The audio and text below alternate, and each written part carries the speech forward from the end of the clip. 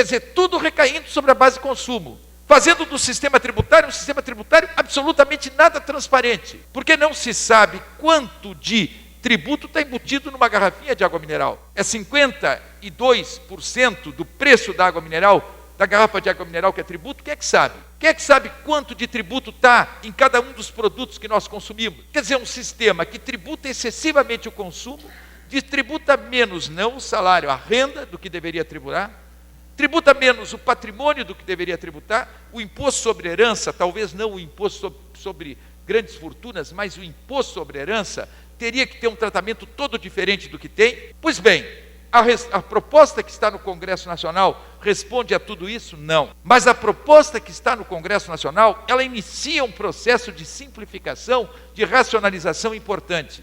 Se nós observarmos que temos 27 legislações de ICMS, se nós observarmos que hoje existe uma guerra fiscal absurda entre os estados da federação, eu, como governador, entrei, Virgílio, na guerra fiscal com tudo. E graças a entrar na guerra fiscal, eu levei lá a indústria naval para o Rio Grande do Sul, aproveitei o bom movimento do presidente Lula, a ideia de fazer a construção de plataformas oceânicas e de navios petroleiros no Brasil e não importar essas plataformas oceânicas e navios petroleiros, e disputamos com o Rio de Janeiro, com o Espírito Santo e com Pernambuco os investimentos, dando os incentivos fiscais que existiam em outros estados, garantindo área no porto. Vai ver o que representa hoje no Rio Grande do Sul a construção da P-53 em Rio Grande. O que representa a construção de grandes petroleiros em Rio Grande? Nós não tínhamos indústria naval. Vai ver que em cima do incentivo fiscal, se eu não levei a duplicação da GM para lá, já iniciei a ida da Toyota com centro de distribuição, a Nestlé, a Embaré, a Polo, a John Deere, grandes empreendimentos que estão gerando emprego e renda. Se eu entrei na guerra fiscal, a pergunta, eu estou dizendo que tem que frear essa guerra fiscal? Se existe guerra fiscal, se o sistema permite, se tu não entra, tu perde investimento. Agora, não é possível continuar com a guerra fiscal da forma como está entre os estados da federação. Não tem limitação, não tem transparência, existe aquela questão de um governo estar influenciando naquilo que vai acontecer 8, 10, 12 anos à frente, não dando oportunidade aos governos que vêm depois, deles decidirem o que é estratégico, o que é necessário em termos de investimentos no Estado. Então, o novo ICMS, que está previsto na proposta, ele faz uma transição da origem para o destino, quer dizer, o ICMS cobrado no Estado que produz, vai haver uma transição da origem para o destino gradual, que começa em 2010 e termina em 2016, mas fundamental para limitar a guerra fiscal. Eu não tenho a menor dúvida que nós temos dentro desta proposta a possibilidade de avançar e melhorar o próprio projeto. Acredito que a Anfip, que fez um grande seminário lá em Brasília, que organizou um belo seminário em Brasília, e que está patrocinando com certeza emendas ao projeto que garantam, por exemplo, que os recursos da Seguridade Social não estarão comprometidos com as mudanças que estão sendo propostas, poderá a entidade nos ajudar a fazer que lá na comissão especial se tenha condições de melhorar esse projeto. Se puder fazer com que ele seja mais racionalizador e mais simplificador, melhor.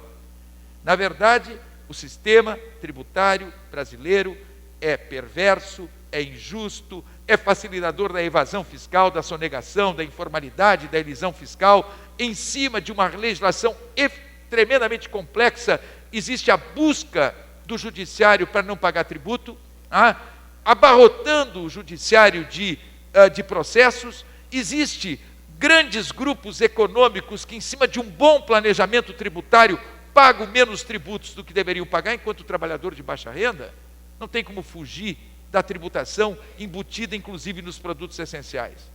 Se nós não tivermos a capacidade de olhar para esse sistema tributário e ver que nós temos que vencer as resistências conservadoras, as resistências dentro da sociedade de gente que diz que quer reforma tributária, onde aparece qualquer reforma, qualquer proposta enche de defeitos, porque no fundo não querem mudar o sistema tributário nacional, porque ganham muito com esse sistema tributário nacional. Será que os encargos sobre a folha têm que continuar como estão, fazendo com que muitos trabalhadores estejam na informalidade?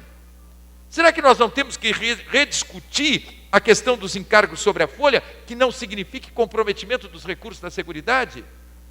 A retirada dos 2,5% do salário educação, da folha, fazendo com que tenhamos uma vinculação no novo IVA federal, acho que é um bom caminho, desonera a folha, não compromete os recursos do ensino fundamental.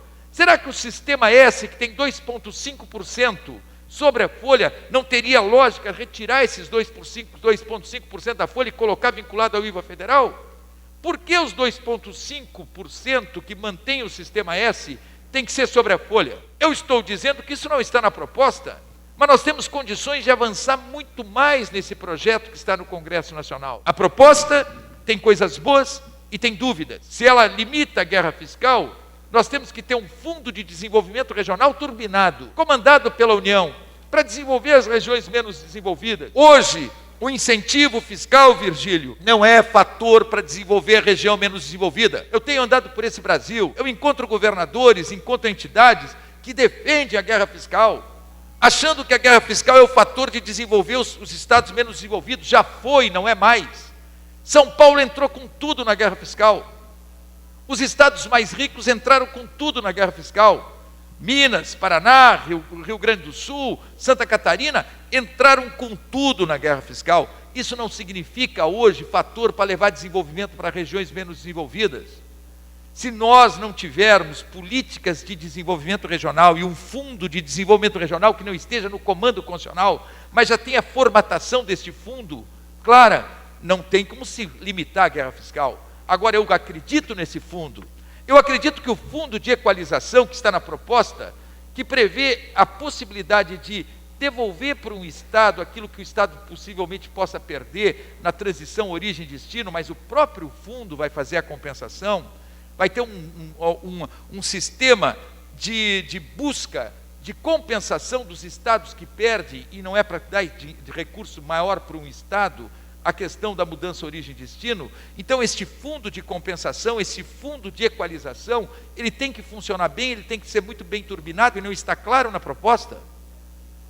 Nós vamos ter resistência à aprovação dessa reforma, Virgílio, se esse fundo de equalização não estiver bem formatado. Se joga para dentro dele o FPEX, e se joga para dentro dele os fundos da Lei Candiros, 5 bilhões e 200, que compensam os estados exportadores, mas para um pouquinho, como é que ficam os estados exportadores? E como é que fica o incentivo à exportação?